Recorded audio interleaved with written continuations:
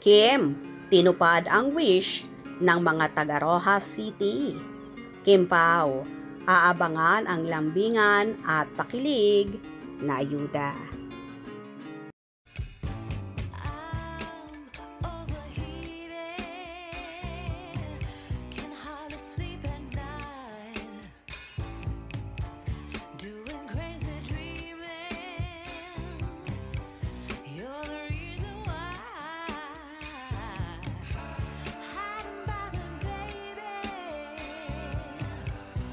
Excited na nga ang mga taga Rojas City na masaksihan ang lambingan ni Kim Chiu at Paolo Abilino ha.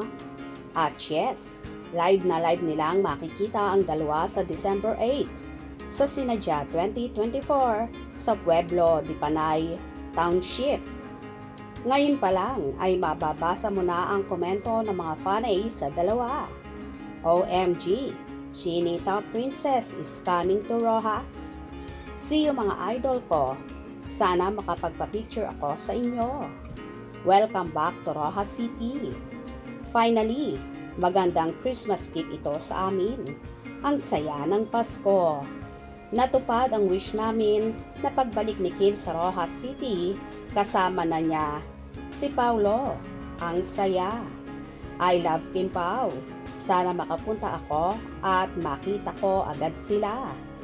Maagang pamasko ito sa amin sa Rojas kasi Kim Pao lang ang sakalam. Bongga naman ang Kim Pao, lalo na ngayon very open na ang relasyon nila ha. I mean, makikita mo nga sa Instagram story ni Kim, halos silang dalawa na ni Paolo ang laman ha. Kung sa bagay, si Paolo naman talaga ang pinaka-close na boylet sa puso ni Kim ngayon. Hindi may tatanggi ang matamis na titigan, ngitian nila kapag magkasama sila. So, abangan ang pagpapasabog na kilig ng Kim Pao sa Rojas City.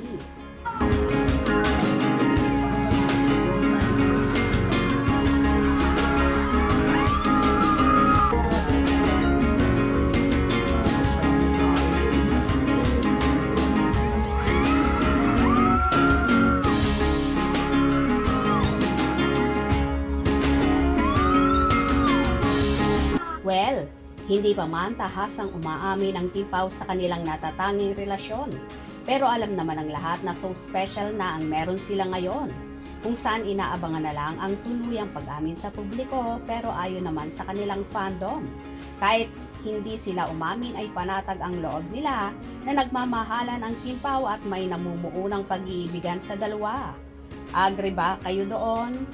Kaya ano pang hinihintay ng ating mga kababayan sa Rojas City? Tumutok at huwag na huwag pahuhuli sa pinag-uusapang love team ng bayan.